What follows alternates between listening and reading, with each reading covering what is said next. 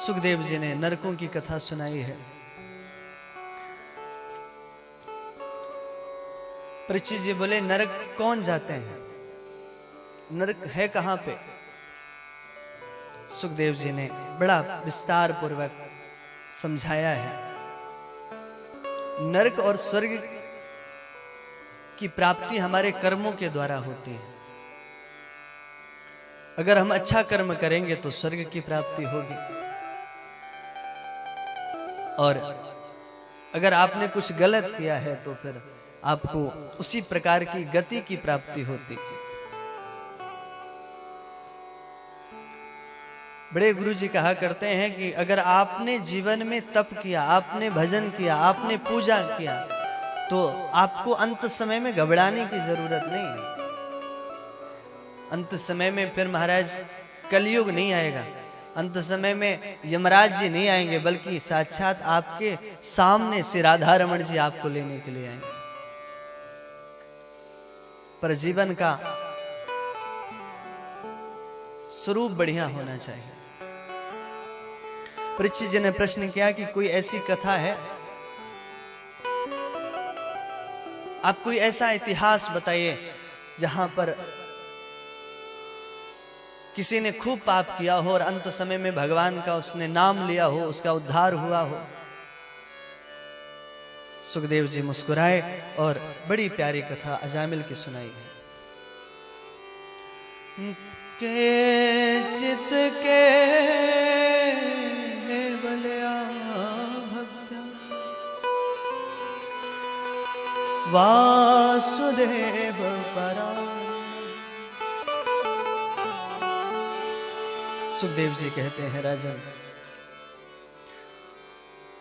कन्नौज में एक अजामिल नाम का ब्राह्मण है, भजन करता है, पूजन करता है, पर संग कुछ दूसरा हुआ,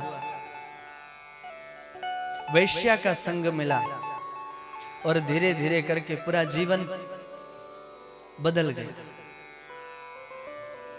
अच्छे कामों से बुरे काम में प्रवृत्ति हो गई। संग का बड़ा असर होता है।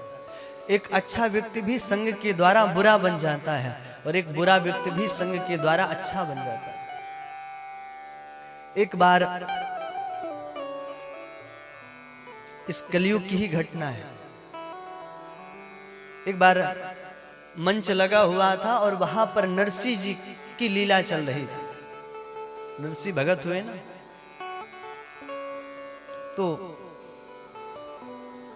नरसिंह जी का पोशाक पहन के उस मंच में लोग नरसिंह जी की एक्टिंग, उनकी भूमिका निभा रहे थे। और नरसिंह जी का भूमिका निभाकर वो जैसे ही व्यक्ति जाने लगा तो उसे समय कम मिला ड्रेस चेंज करने का। ड्रेस चेंज नहीं कर पाया तो उसने सोचा चलो नरसिंह जी की ही ड्रेस में मैं अब घर जाता हूं, वहीं पर घर में चेंज करूंगा। और महाराज जैसे ही वह मंच से उतर कर अपने घर जाने लगा, जिस रास्ते से जा रहा था वो थोड़ा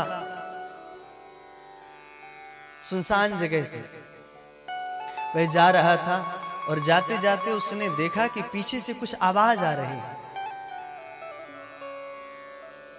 उसने पीछे मुड़ के देखा, और जैसे ही उसने पीछे मुड़ के देखा तो क्या देखा कि उसके पीछे पीछे राधा रमण जी चले आ रहे हैं।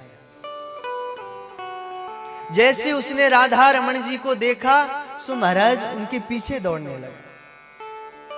मैंने आज तक ऐसी बाकी झांकी मैंने नहीं देखी। और जैसे ही ठाकुर जी के पीछे दौड़ने लगा, भगवान भागने लगे। भगवान के पीछे पीछे दौड़ रहा है और दौड़ते हुए बोला, प्रभु जब आप आ ही गए हैं तो अब जा क्यों रहे हैं?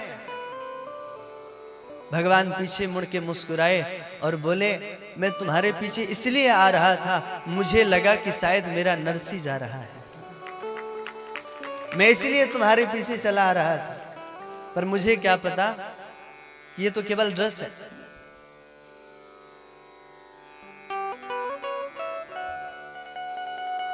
जीवन में चाहे वो वस्त्र का प्रभाव हो, चाहे वो संग का प्रभाव हो, चाहे वो तिलक का प्रभाव हो, पता नहीं हमारे प्रभु किस भाव में, किस प्रभाव में रिझ जाए। भाय कुभाय अनक आलस हो, नाम जपत मंगल दिस दस हो। हम चाहे बुरे मन से हो या अच्छे मन से हो, पर भगवान के नाम का प्रभाव तो हमारे जीवन में रहता है।